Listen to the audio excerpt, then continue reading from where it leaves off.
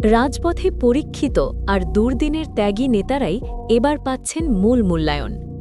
ঢাকা দক্ষিণ সিটি কর্পোরেশনের ২৭ নং ওয়ার্ডের আসন্ন কাউন্সিলর নির্বাচনে পরিবর্তনের হাওয়া।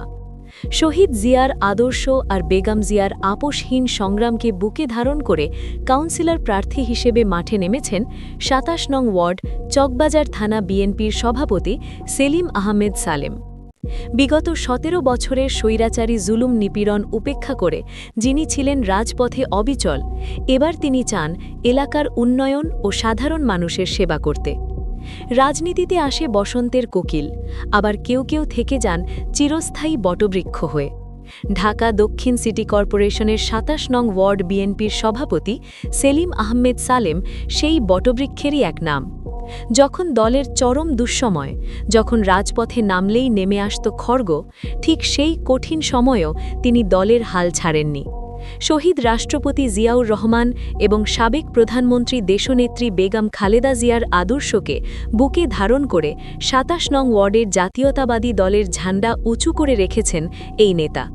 বিগত ১৭ বছর ধরে চলা স্বৈরাচার আওয়ামী লীগের চরম দমন নিপীড়ন, মামলা ও হামলার শিকার হয়েছেন তিনি, কিন্তু কোনো রক্তচক্ষু বা প্রলোভন তাকে দলের আদর্শ থেকে এক চুলও সরাতে পারেনি।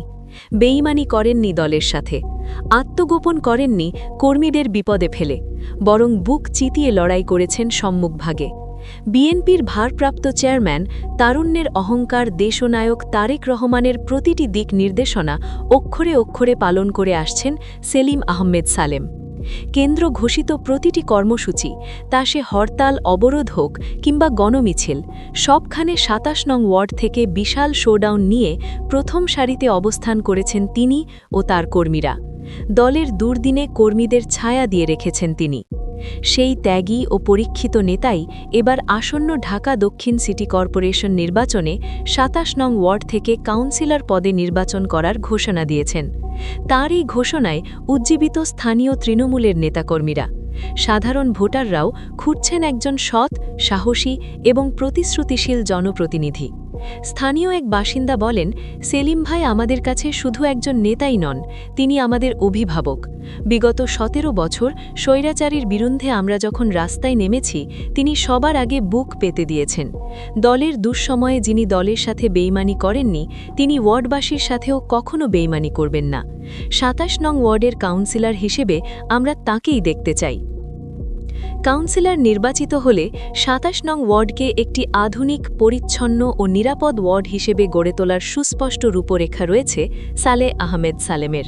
তিনি জানেন এই এলাকার মানুষের দীর্ঘদিনের না পাওয়াগুলোর কথা, বিশেষ করে এলাকার ড্রেনেজ ব্যবস্থার উন্নয়ন, জলাবদ্ধতা নিরসন, প্রতিটি অলিগলিতে পর্যাপ্ত সড়কবাতির ব্যবস্থা করে চুরি ছিনতাই রোধ এবং মাদকমুক্ত একটি সুস্থ সমাজ গঠনে তিনি বদ্ধপরিকর। তার লক্ষ্য শুধু অবকাঠামোগত উন্নয়নই নয়, বরং যুব সমাজের জন্য খেলাধুলা ও কর্মসংস্থানের সুযোগ তৈরি করা, নারী ও শিশুদের জন্য নিরাপদ পরিবেশ নিশ্চিত করা এবং এলাকার দরিদ্র ও সুবিধাবঞ্চিত মানুষের জন্য একটি বিশেষ কল্যাণ তহবিল গঠন করাও তার নির্বাচনী প্রতিশ্রুতির অন্যতম অংশ। সেলিম বলেন, আমি শহীদ জিয়ার আদর্শের একজন ক্ষুদ্র সৈনিক। দেশনেত্রী বেগম খালেদা জিয়া এবং আমাদের নেতা দেশনায়ক তারেক রহমানের নির্দেশে আমি সবসময় রাজপথে ছিলাম, আছি এবং থাকব। বিগত স্বৈরাচারী সরকারের ১৭ বছরে আমার উপর যে পরিমাণ স্টিম রোলার চালানো হয়েছে তা আপনারা জানেন। আমি পালিয়ে যাইনি। ২৭ নং ওয়ার্ডের মাটি ও মানুষের সাথে আমার নারীর সম্পর্ক। আমি যদি জনগণের ভোটে কাউন্সিলর নির্বাচিত হতে পারি, ইনশাআল্লাহ এই ওয়ার্ডকে আমি একটি মডেল ওয়ার্ডে রূপান্তরিত করব। সন্ত্রাস, চাঁদাবাজি ও মাদকের কোনো স্থান এই ২৭ নং ওয়ার্ডে হবে না। আমি শাসক হতে চাই না, আমি এই ওয়ার্ডের মানুষের সেবক হয়ে থাকতে চাই। নেতৃত্বের অহংকার নয়, বরং সেবকের মনোভাব নিয়েই ভোটারদের দ্বারে দ্বারে যাচ্ছেন এই বিএনপি নেতা। তার পরিচ্ছন্ন ব্যক্তিগত ইমেজ এবং দীর্ঘ রাজনৈতিক ত্যাগের ইতিহাস তাকে অন্যান্য প্রার্থীদের চেয়ে অনেকটাই আলাদা করে তুলেছে। স্থানীয়রা মনে করছেন, দীর্ঘদিনের বঞ্চনা আর অনুন্নয়নের শিকল ভেঙে ২৭ নং ওয়ার্ডে এবার নতুন দিনের সূচনা হবে। যে নেতা দলের চরম বিপর্যয়েও আদর্শচ্যুত হননি, তার হাতেই নিরাপদ থাকবে ওয়ার্ডের সাধারণ মানুষ, এমনটাই প্রত্যাশা সবার। নির্বাচনকে সামনে রেখে ইতিমধ্যেই ঢাকা দক্ষিণ সিটি কর্পোরেশনের ২৭ নং ওয়ার্ডে শুরু হয়েছে উৎসবের আমেজ। চায়ের কাপ থেকে শুরু করে পাড়া মহল্লার আড্ডায় এখন একটাই আলোচনা, কে হচ্ছেন আগামী দিনের নগরপিতা আর কে নিচ্ছেন ওয়ার্ডের দায়িত্ব।